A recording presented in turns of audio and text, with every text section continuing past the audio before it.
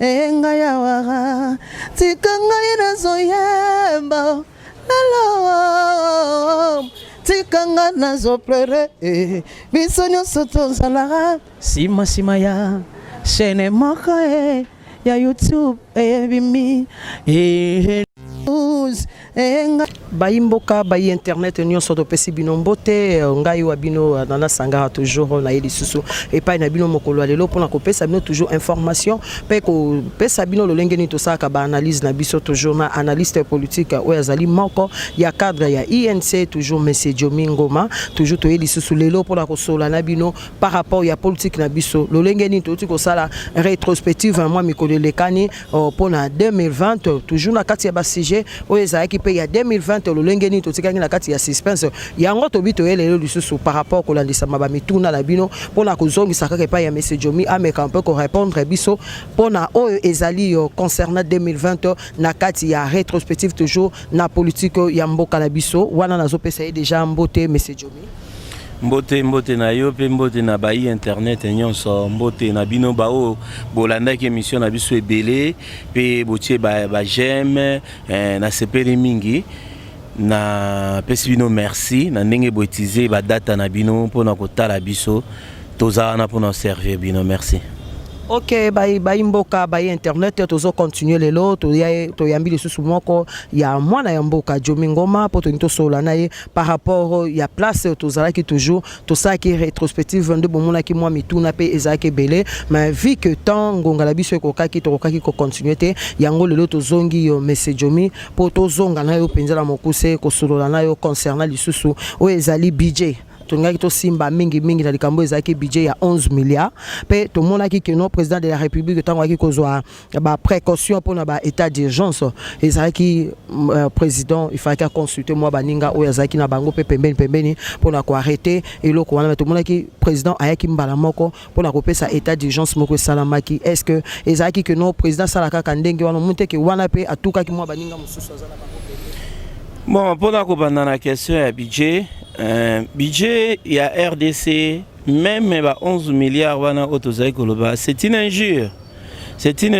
vis-à-vis à ce que nous représentons par rapport à biso moko par rapport à bateau bazé kota la biso mboka lokwa RDC ezali mboka moko ezali na ba potentialité ebele kasi na yoka na landa ki na radio mon périphérique maman moko amiko tuna question le biete mais comment expliquer biso tozana richesse mingi mais chaque fois sote to sala likambo faut recourir toujours na étranger na banque mondiale na fonds monétaire international na ko expliquer na batu nyonso ko ba se poser ka question wana na pesa exemple moko simple toza na kati ya ville de Kinshasa et yo lelo oyo papa na bino akufi atikeli yo lupangu na Gombe oyo ezali tant mususu na moi 10 appartement moko bazali ko futa $1000 par mois lupangu wana ekoki kozana ngo peut-être ezana kaka na 20 sur 20 simple avec niveau moko omoni ete chaque mois ozali ko bimisa ko simba $10,000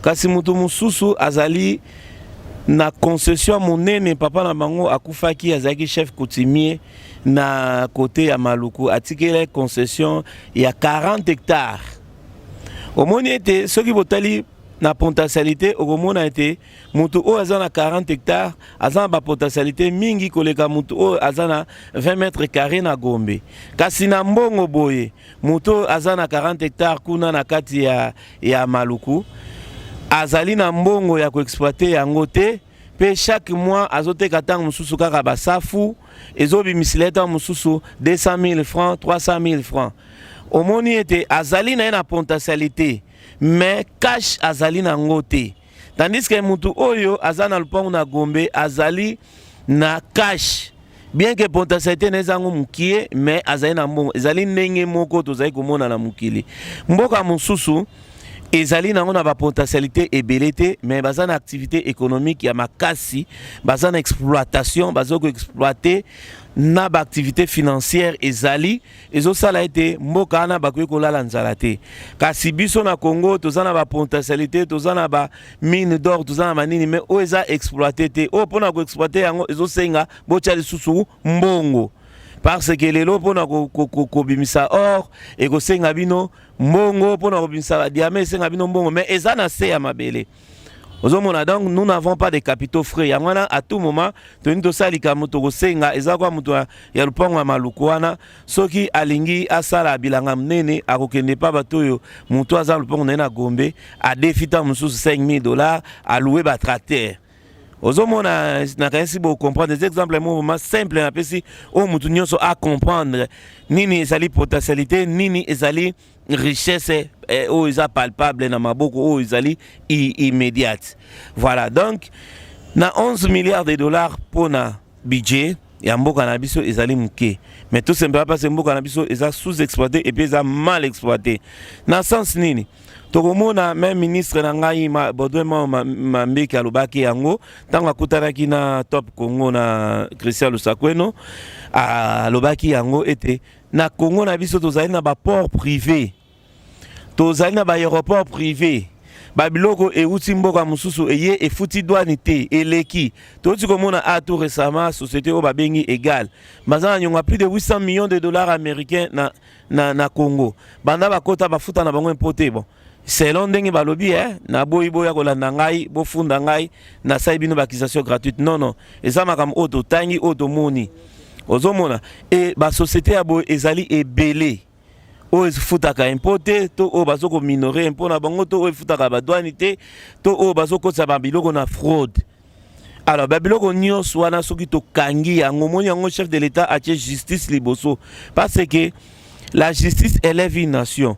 Tango lelo o biso nyonso koma mutu nyonso fa futa impôt na ye mutu nyonso fo a exercer na ba norme ya mboka tokomona ete budget ekomata kutu yango moko 11 milliards oyo batiaki ezaki sur base ya ba calcul.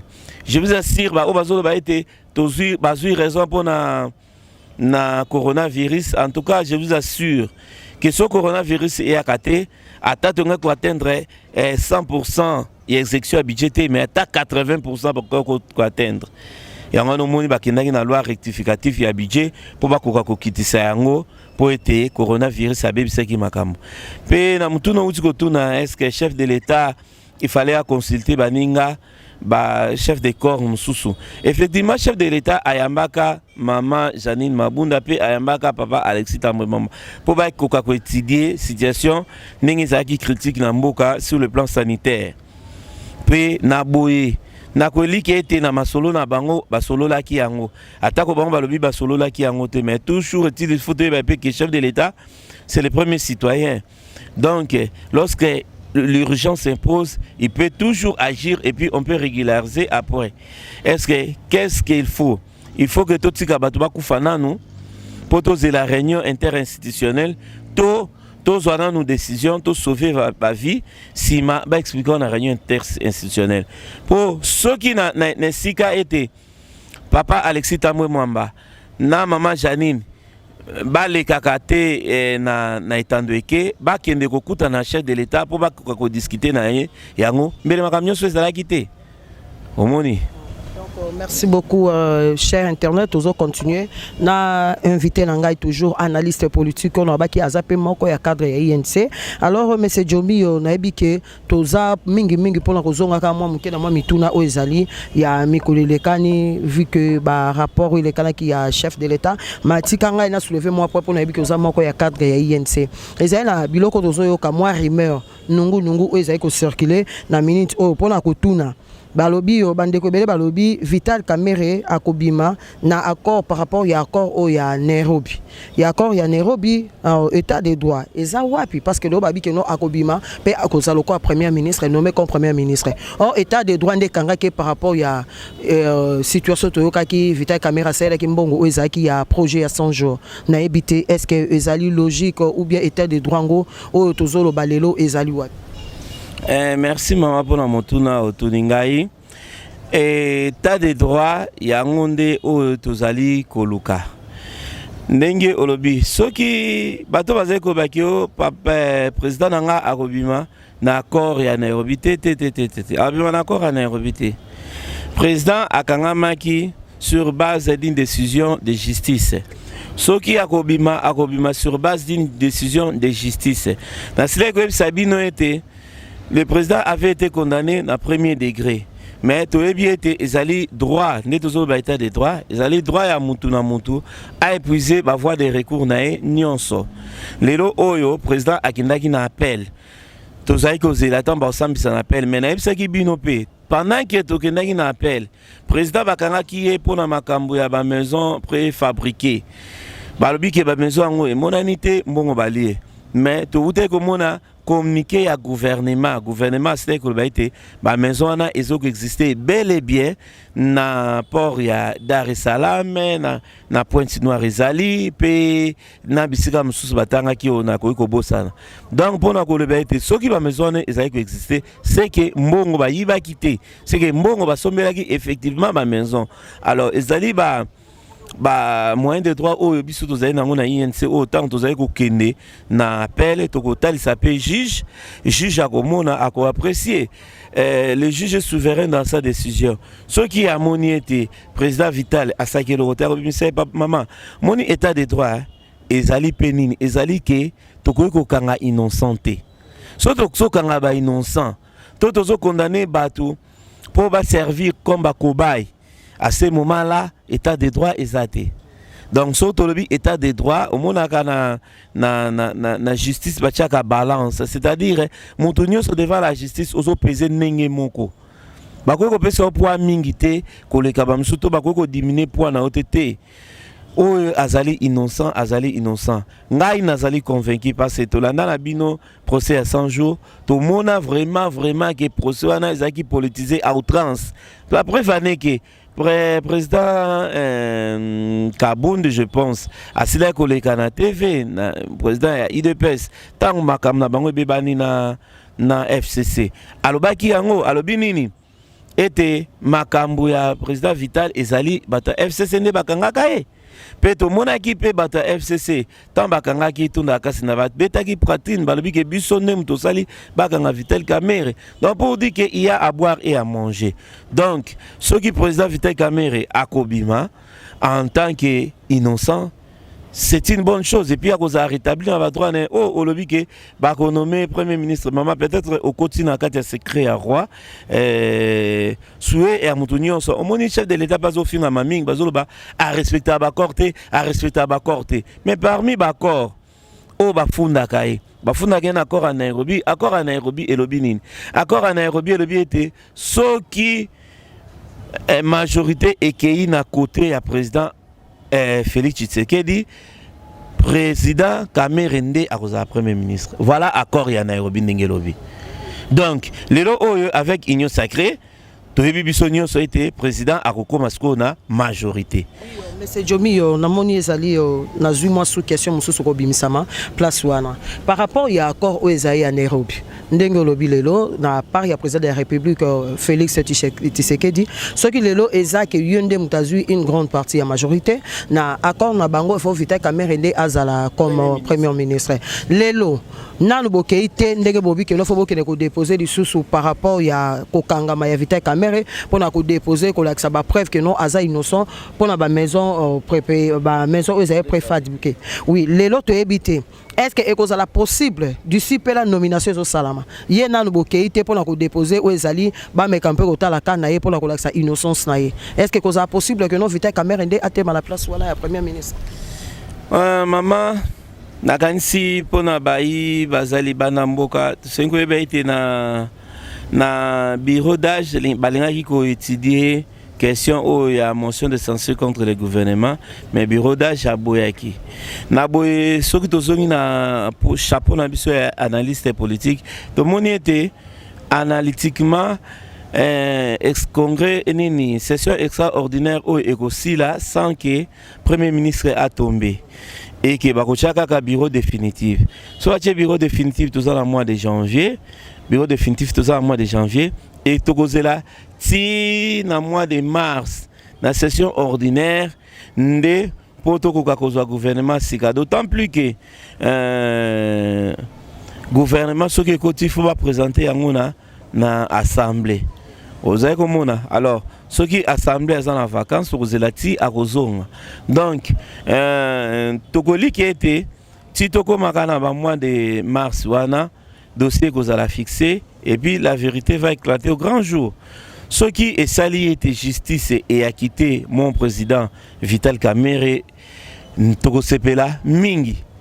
Ce qui est sali était président de la République azongi la bakor na biso Nairobi a respecté yango nonobistant bamakelele mususu ezali kosala parce que toyebi ete na parti nyonso ezala na bamisusu bazala na mpona koanime mpona kobetisa maboko mais chef azali kodeside na kati ya conscience azodeside na kati ya maboko ya bato te tozomona donc wana ezali vraiment prérogative ezongi na maboko ya ye moko mokonzi ya mboka akoyeba ndenge ya kosala. Toutefois nous l'UNC nous sommes là pour soutenir les chefs de l'État, nous sommes là pour servir le Congo. Voilà. Merci beaucoup, M. Djomi. Motula Moussou Landisama. Par rapport à Ndenge Tomola qui est président de la République Ameki Kolongola, ministre de la Justice. Et maintenant, les Lomboka et Zotambola sont ministres de la Justice à Zala. Est-ce que quelque part, aux hommes que non, moi, Mboutou Ningi Kokota n'a pas le président de la République pour la Rosanga qu'on nomme ministre ou Ezali de la Justice? Ezali que problème politique. Le problème est que nous savons en droit, il y a un principe de continuité de l'État. Donc, les au ministère de la Justice, c'est ça qu'on a laté, vice-ministre Azaïko Kambango, conformément à Mimbeko Yamboka. Au État nommé ministre, on peut ça exemple moko. Oui, le président Vital Kamerhe a Zoko Kisambula en na prison. Mais poste naé, il y a directeur à cabinet. Ils ont toujours mis en veilleuse. C'est-à-dire que Aza toujours directeur et à cabinet, bien que Aza na indisponibilité moko quelconque. Nalobi en a sens nini. Nalobi en a sens que yé Aza ko exercer mais o Aza qui adjoint naé. Azo sala directeur et Bérand. Azo sala musala, tout le monde appelle musala et ça peut apprécier. Donc pendant le baïté vice-ministre Azo remplacer ministre tant que président a nommé et ça n'a qu'à dire moni awa PPRD a yekusibiso ba notion belé ba yekusibiso notion il y a discrétion de chef, c'est-à-dire c'est dans ses droits na bosani susuri zaki nini donc ceux qui me konzani ko nommé et ils ont pas droit na yé a koki ko mona peut-être opportunité mais à violer loi te mboke zotambola ministère de la justice et ça continuer donc voilà un peu. Cher abonné, bolanda toujours émission na bino ndeto bisa minotobi tozana analyste politique bomoni ndeto zotambola na toujours bino ba diaspora obongara boye ba bema solo ya mboka la biso lolenge nini politique ezali kotambola yango na baki naza toujours na moko ya mwana mboka Djomi Ngoma oyo azali moko ya ba analyste et puis bobo sanate azali moko ya cadre ya INC yango tozo continuer na ye mwa moke pona kokende ndeto kendaka pona mwa kokima la sima ya tango ndeto zo continuer na mwa deux questions trois questions o etikali na ngaki na ye ba monsieur Djomi par rapport à la consultation. Tout le monde qui est président de la République a organisé consultation nationale. Il y a Benga qui Ndeko Labiso, Papa Labiso, Jean-Pierre Bemba, il y a président de MLC. Bon, il y a Benga qui est Moïse Katumbi, qui a consultation. Mais en dehors de ça, tout le monde qui local ba tika ki mwande ko moko pe otoki ko bosa na te ko loba mo babi vérité des urnes où ezali monsieur Fayou la tika la ki na mopandi quelque part au monité que nos consultations européennes on dirait comme polémique au yemo président de la République a créé na kati ya politique na biso ya mboka président a créé polémique parce que c'est le premier de tous les citoyens congolais. Polémique ezali ko créer minde na bas étage. Président Martin Fayulu Nandenge Toyebi, président de la République a bien saki mutunyoso. Kasi président Martin Fayulu Tinam Kwalelo azoko se considéré comme le président élu.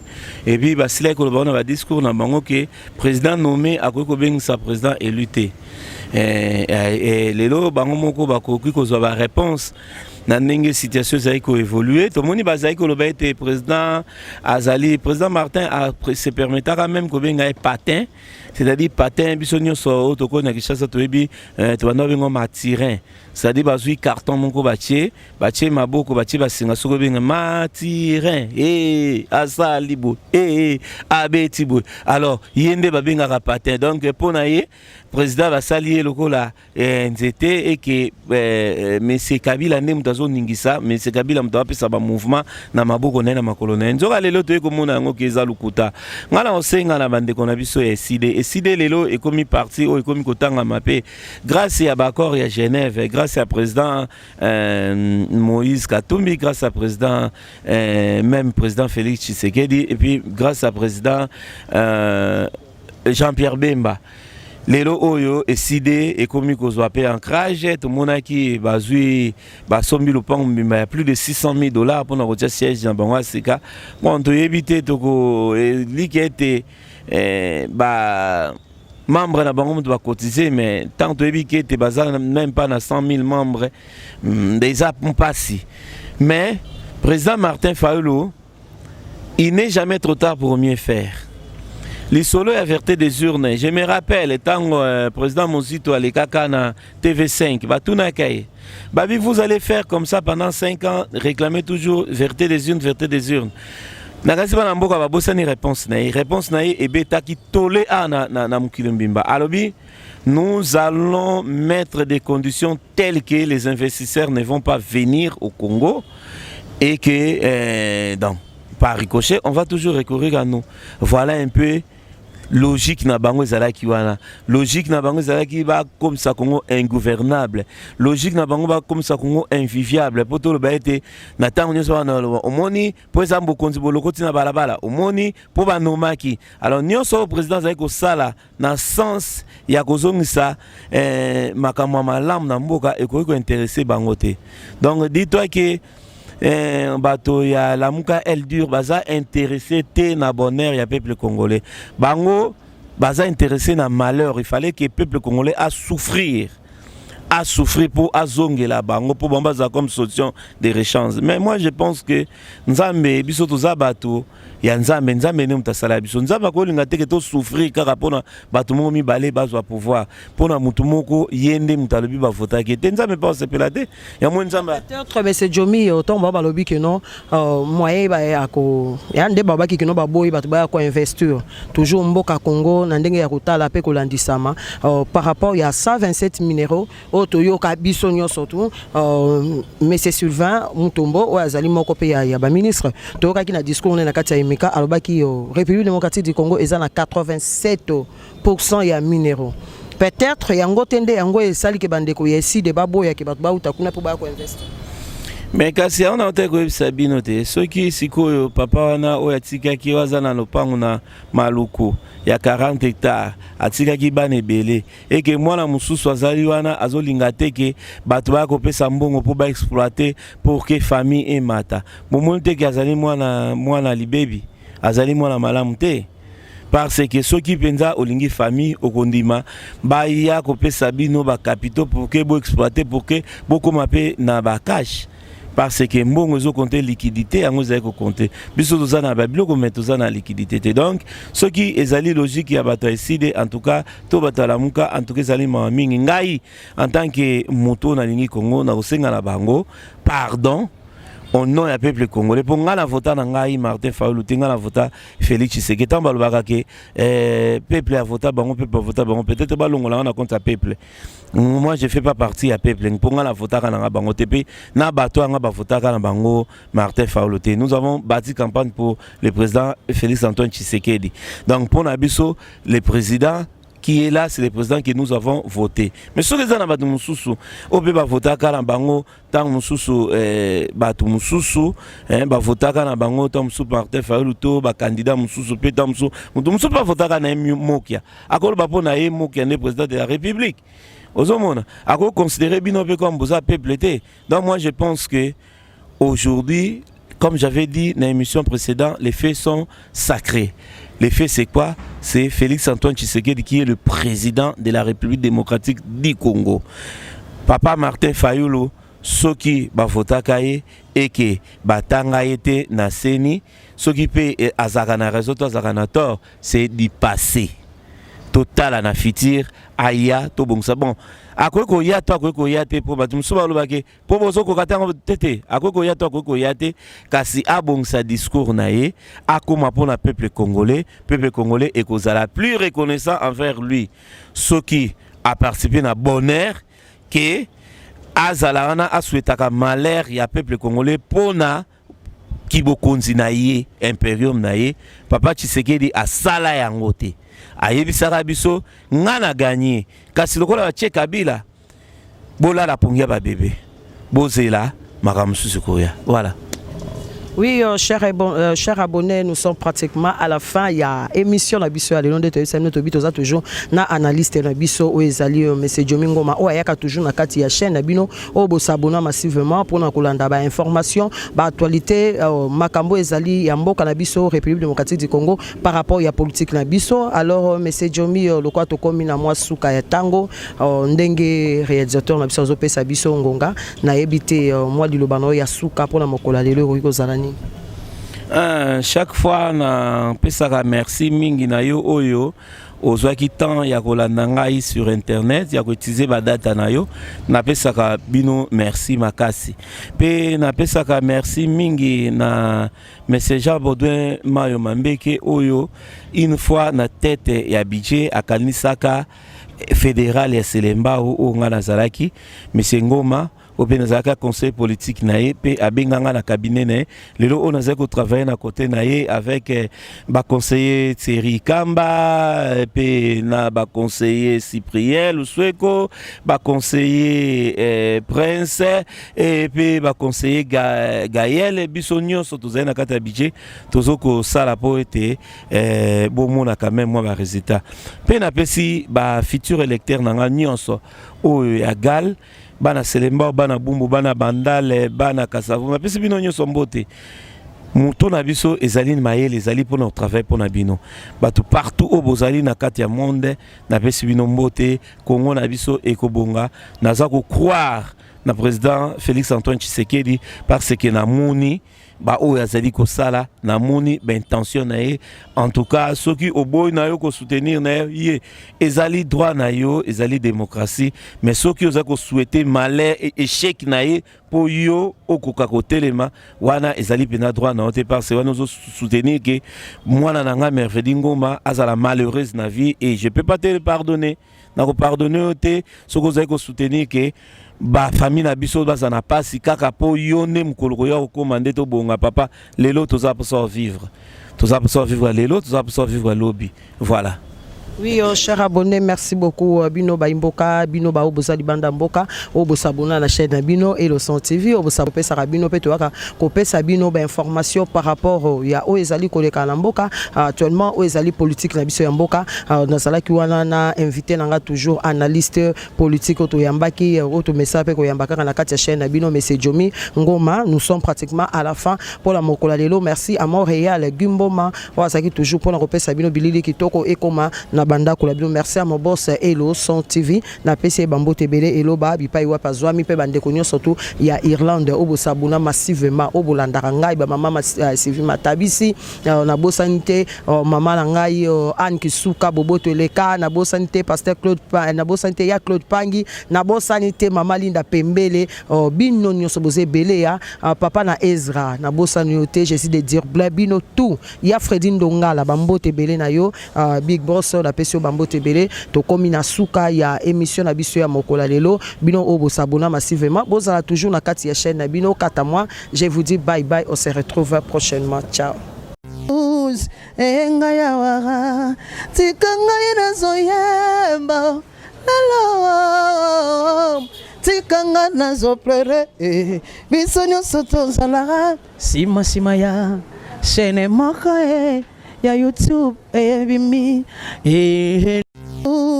enga ya wara tikanga ina enga ya wara tikanga ina zoyemba lalo tikanga na zo plere bisonyo soto zala sima ya chaîne moka ya YouTube bimi enga ya wara